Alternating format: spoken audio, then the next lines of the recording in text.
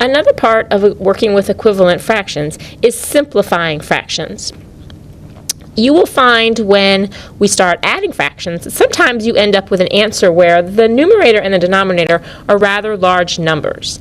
And when we're working with fractions, we always want to use the equivalent fraction with the smallest possible numbers as our answer.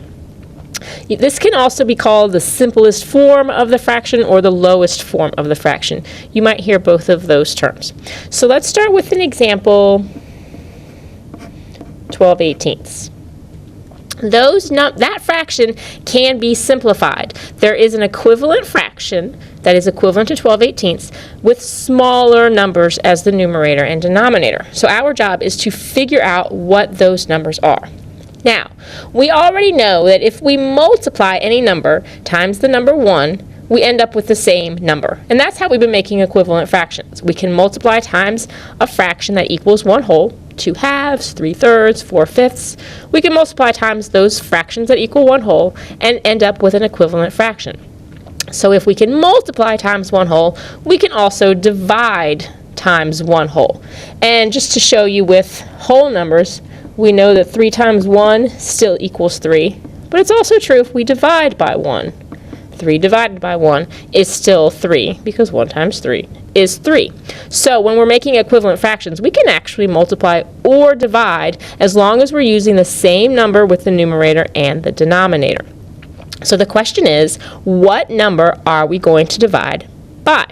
This is when knowing your factors becomes very important, because in order to simplify fractions, you have to divide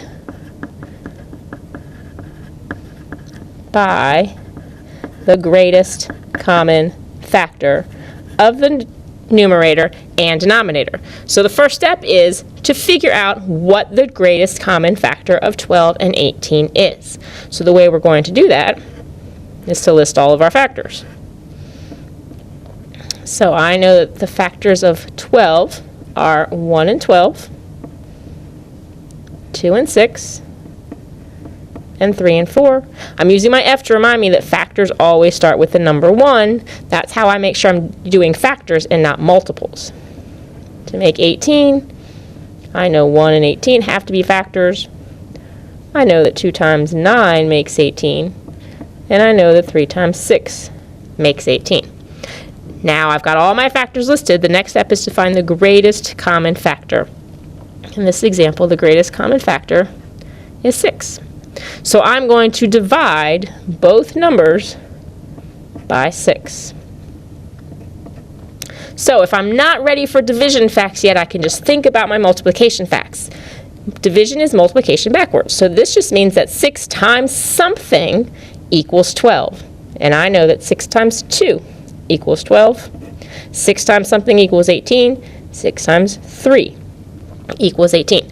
Now, once you get two numbers that are right next to each other when you're counting by ones like 2 and 3 are, you're done. There's no way that you can make that fraction any more simplified. So you have simplified 12/18 as far as you can go. And you're done with that problem. Let's try another example. Let's try 16 and 20. First step, list my factors. The factors of 16 are 1 and 16, 2 and 8, and 4 times 4 makes 16. The factors of 20 are 1 and 20, 2 and 10. 3 is not a factor, but 4 times 5. Those are both factors. So in this example, my greatest common factor is 4. So I'm going to divide both numbers by 4, because 4/4 equals 1 whole, and I can divide by 1 whole and end up with the same amount. So I asked myself, 4 times what makes 16? The answer is 4. 4 times 5 excuse me, makes 20. I've got two numbers right next to each other again if I'm counting by 1, so I know I'm done. The simplest form of 16/20 is 4/5. Now, sometimes you will get a fraction that cannot be simplified, and there is a way to tell if it cannot be simplified.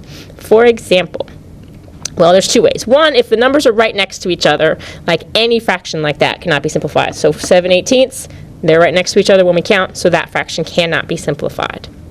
But we might have a fraction like 5/7.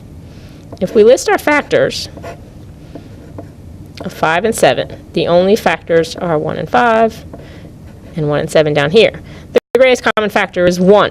If we divide these numbers by 1, we're going to end up with the same numbers. So if the GCF, the greatest common factor, is 1, then that fraction is already simplified and you don't have to do anything else to it. It is a lot of work. It is a lot of steps. You definitely need to be learning your multiplication facts to be able to do this, but we're going to keep working at it and you're going to get it.